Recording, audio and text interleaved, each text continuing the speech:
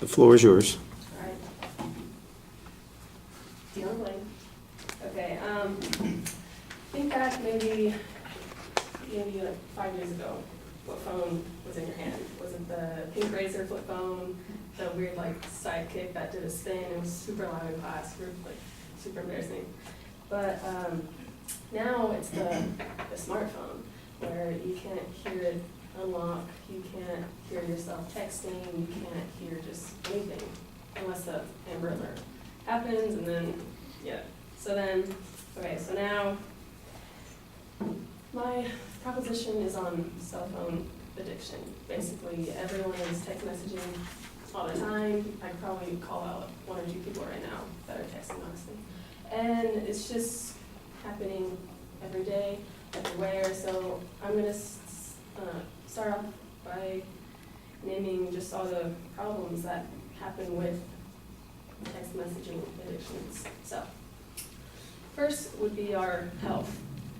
Obviously, our normal posture is just straight up like this, but with the phone, it's totally down, puts pressure on your lungs, ribs, your shoulders are just like rounded, so it's just here, and you look like you're just a dead person.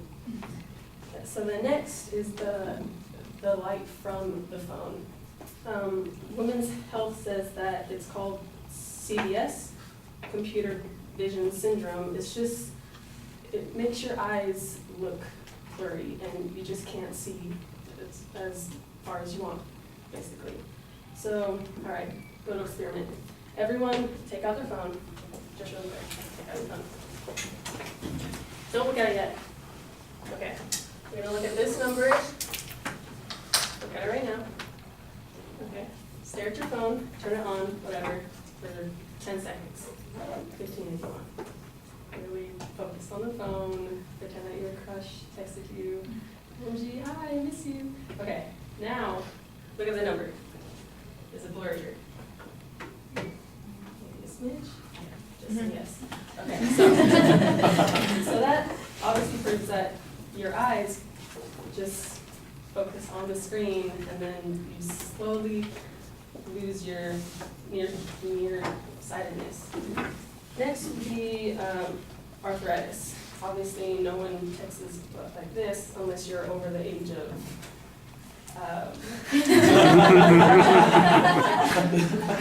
like this. So obviously, our age is just like thumbs all the way. Either if it's PlayStation, Xbox, or just texting. So arthritis is all in the ball of your thumb right here, and it just like gets harder as you get older. So maybe you should move to this as you get older, so it's easier and it doesn't hurt as much. So next, it affects your attention, your alertness. Such as today in class, people are supposed to pay attention to the speaker. My person, whoever you are, hopefully is not texting, and maybe it should be to just give me fires all the way down. But yeah, so that is one.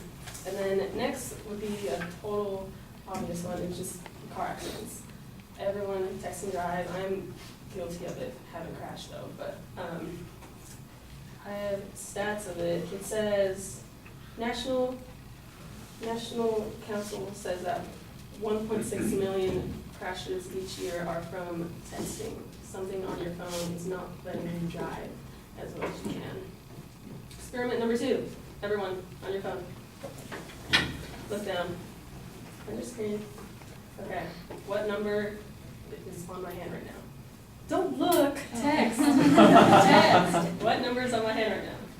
No one knows except the ones that are cheating. Okay, pretend my hand was a kid that you just hit with a car. Most likely dead. That's basically what texting and driving is. You just can't see. And also, not as severe, but in some cases, employees just get fired from your job by texting on the job, either texting on the phone, texting while sending email, if that's even possible. I don't know how to do that.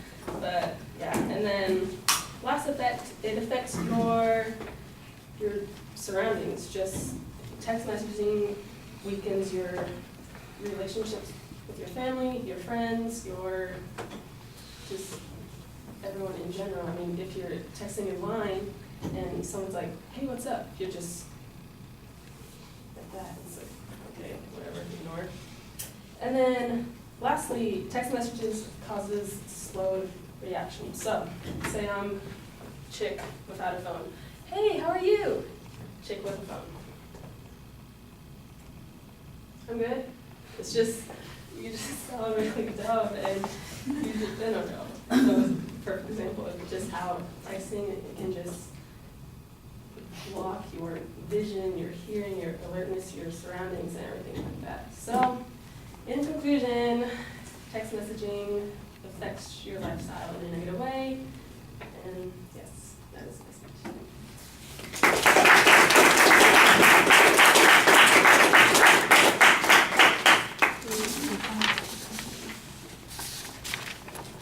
There you go. Thank you.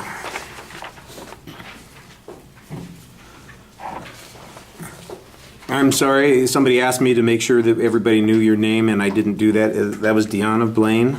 And so if you were doing the peer evaluation or the refutation, that's the speech that you want to pay close attention to. Let me make a few comments here. I'm going to be doing that for everybody, so it's probably best if everybody listens, even though it doesn't necessarily apply to you specifically, because you'll probably get some information that might be useful to you. I like the opening reference to what people had in the past in terms of their phone. That's a reasonable attention device. I know what your subject matter is, but I don't know exactly what the propositional statement is. All I know is that you're going to be talking about cell phone addiction, and then most of the things that you talked about really aren't about addiction. They're about distraction, or there's some complication that is introduced. So I think you need a much more definitive statement of the claim. There's not really a layout of what the supporting points are going to be. Part of that is understandable because you have about 7 or 8 of them, and laying them out early, I think, is a little problematic. I think they probably need to be classified and grouped into categories so that it's a little bit easier for us to digest, or you need to focus on a smaller number of them that you can actually document a little bit more on. The secondary points are also not phrased as claims when you get to them. They're not declarative sentences, they're just terms. Health, light, arthritis, car accidents, job, your surroundings, slow reaction. What about those kinds of things? And it's often really simple. All you have to do is say, texting has a negative effect on your health, or texting creates problems for arthritis, or texting while driving leads to accidents. And then we know exactly what you're saying. As it is, though, you just give us a term, and we're going to have to figure out what the inference is, and that's not the way it's supposed to work. You're supposed to tell us what the inference is. So that's a little bit problematic. Like I said, though, you identified all the secondary points. They're very distinct. There's not much evidence on most of the points. I like the idea of trying to use audience participation to keep the audience engaged and understanding your subject, but I think that you need a lot more information that fits into the categories that we talked about. And remember, it's very hypothetical. Some people are having problems seeing the 3 and seeing it blurry. Others are not having that particular problem. The visualizations that you're trying to draw, I'm not sure that that's necessarily inaccurate, but I also don't know how accurate it is. I heard no evidence, for instance, on the issue of jobs, for example. You just said people lose their jobs because they're texting on the job. And go, really? How often does that happen? What percentage of people lose their jobs as a consequence of that? How many times do they have to be caught before that happens? I'd have no information. I just have your assertion on that point. And that's the way it is on a lot of these points, except for a couple of points, like I said, where you're trying to do a demonstration to prove that point, and I think that's a little bit problematic also. Even the hypothetical that you have, although I think it is interesting, I'm not sure that we want to generalize from you're playing out a scene for us. I think that's a dangerous attempt to use information like that as evidence. I do think you have a nice way of speaking to the audience. That part I think is effective, and it's clear that your general criticism about the subject, there's nothing hidden there. It's just not as distinctive as it needs to be, and there are problems as a consequence. All right, thank you.